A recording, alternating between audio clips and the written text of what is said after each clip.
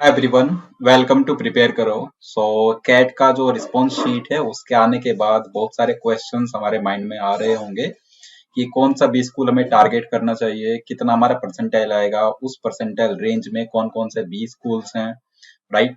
कि देखो, ये जो एमबीए वाला स्टेप है ये बहुत मेजर स्टेप होता है सभी की लाइफ में, राइट।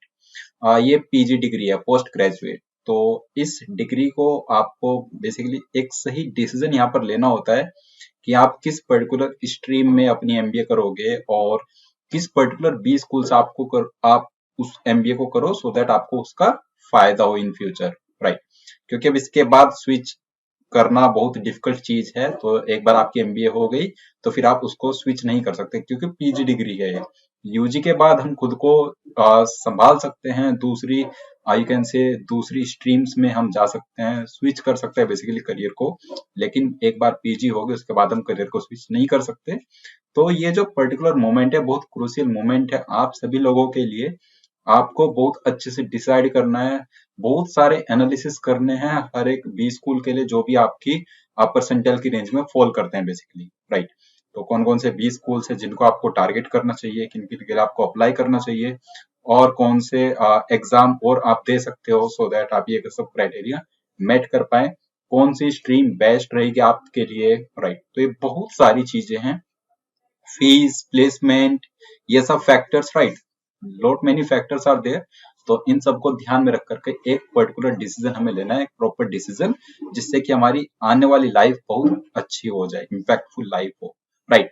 तो उसके लिए आज यहाँ पर हम लोग बी स्कूल के बारे में डिस्कस करने वाले हैं। अभी रिसेंटली हमने आईआईटी दिल्ली के बारे में भी डिस्कस किया था, एमबीए फ्रॉम आईआईटी दिल्ली। तो आज हम बात करेंगे गोवा इंस्टीट्यूट ऑफ मैनेजमेंट की। ओके।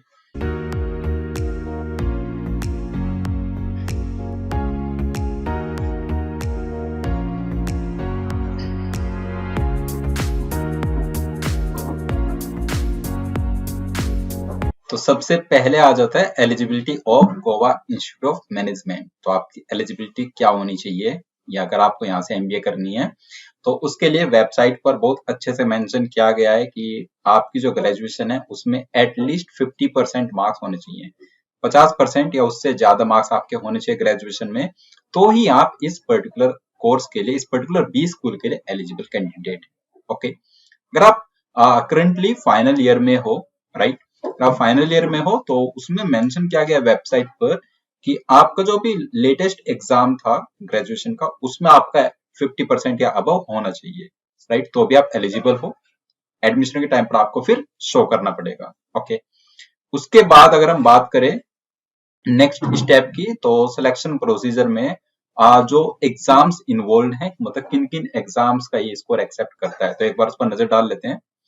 उसमें है हमारे पास में कैट एग्जाम है, जेट एग्जाम है, जीमेट है और सीमेट है। कैट, जेट और जीमेट के लिए अपडेट दिया हुआ है वेबसाइट पर, लेकिन सीमेट के लिए अभी कोई ऐसा अपडेट नहीं दिया हुआ, तो हम सीमेट की बात अभी नहीं कर रहे हैं।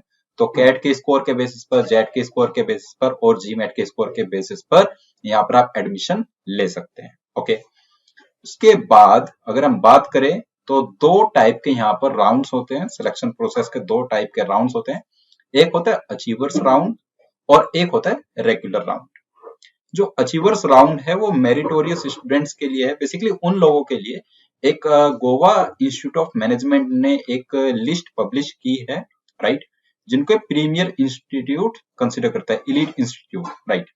तो ऑल ओवर इंडिया कुछ नंबर ऑफ कॉलेजेस हैं, तो उसमें से ये हर एक स्ट्रीम में से कुछ 10% के आसपास स्टूडेंट्स को पिक करता है, राइट, मतलब वो अप्लाई करते हैं ऑब्वियसली। तो उन स्टूडेंट्स का फिर जीडीपीआई होता है, मतलब बिना किसी एंट्रेंस स्कोर के बेसिस पर उनका डायरेक्टली जीडीपीआई हो रहा है, राइट। और उनको वहां से स्पॉट ऑफर मिलता है, तो इसको हम कहते हैं अचीवर्स राउंड। तो बेसिकली अचीवर्स होते हैं एक तरह से, उनकी जो अचीवमेंट्स है वो अपनी जीडीपीआई में उन्हीं अचीवमेंट्स के बारे में उनका वहां पर डिस्कशन भी होता है, राइट। ठीक है, एक ये तरीका है अचीवर्स राउंड का। दूसरा तरीका है एंट्रेंस एग्जाम्स जो आप दे रहे हो, कैट, जेट, जीमेट, ये सब एग्जाम्स, इनके बेसिस पर आप कन्वर्ट कर सकते हो अपना कॉल, राइट। तो इन एंट्रेंस एग्जाम्स के बेसिस पर फिर आपका अगेन जीडीपीआई होगा और फिर आपका फाइनल एडमिशन, राइट। अब यहाँ पर एक डाउट आ जाता है कि अगर हमारा अचीवर्स राउंड में सिलेक्शन नहीं हुआ आफ्टर जीडीपीआई, राइट। तो फिर हम अपना जो एंट्रेंस के बेसिस पर वहां पर एडमिशन लेने जाएंगे, तो क्या उसके लिए हमें वापस से जीडीपीआई देना होगा? तो उसका आंसर है नो। आपको वापस कोई जीडीपीआई नहीं देना है। जो आपने अचीवर्स राउंड में आपका जीडीपीआई हुआ, उसी का स्कोर और एंट्रेंस एग्जाम का स्कोर वो एक साथ क्लब हो करके वहां से आपका फाइनल एडमिशन हो जाएगा, राइट। तो इस टाइप का प्रोसेस है, मतलब कि आपको वापस से इंटरव्यू अपना नहीं देना है, राइट। ओके, सबसे इंपॉर्टेंट क्वेश्चन है परसेंटाइल। तो कैट परसेंटाइल की बात कर लेते हैं। अगर आप जनरल इंजीनियर मेल हैं तो कैट परसेंटाइल अराउंड 89-90 ही आपका चाहिए, तो आप इसको कन्वर्ट कर सकते हैं।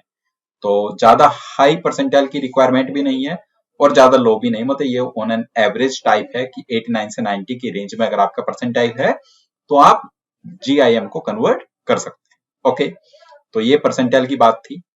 नाउ अब दो क्रूशियल फैक्टर्स और आते हैं कि जो हमें एमबीए करनी है उसको डिसाइड करने के लिए, राइट, उसमें डिसीजन लेने के लिए दो क्रूशियल फैक्टर्स और कौन कौन से हैं? तो पहला जो फैक्टर है वो है फीस और दूसरा फैक्टर है प्लेसमेंट, राइट।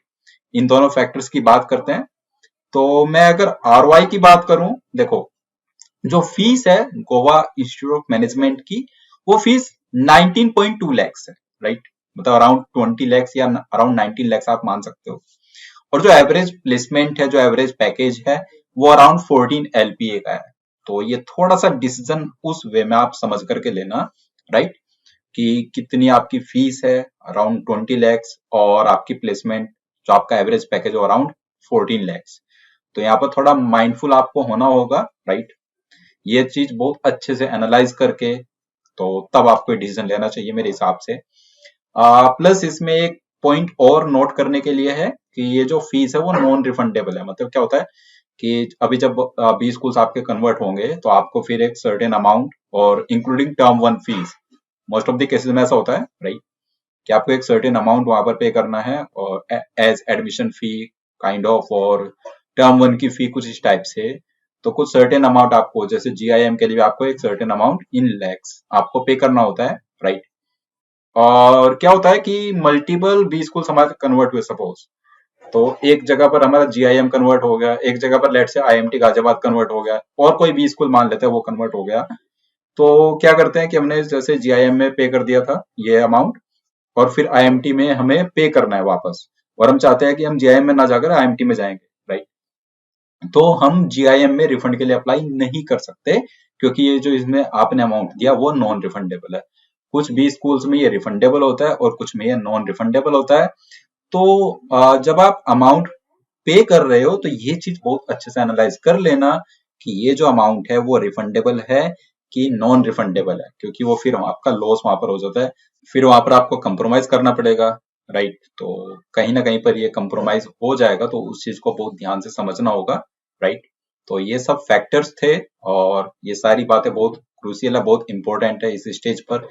तो आपको एक एक फैक्टर का ध्यान रखना चाहिए और तब जाकर के डिसीजन लेना चाहिए। ओके, तो आई होप ये वीडियो आपको पसंद आया होगा। अगर आपके कुछ डाउट्स है, कुछ सजेशन है इस वीडियो के रिगार्डिंग, तो आप वो कमेंट कर सकते हैं। नेक्स्ट वीडियो में हम लोग मिलेंगे, किसी डिफरेंट बी स्कूल के बारे में वीडियो बनाएंगे इसी टाइप की। ओके, तो मिलते हैं नेक्स्ट टाइम, तब तक के लिए बाय बाय।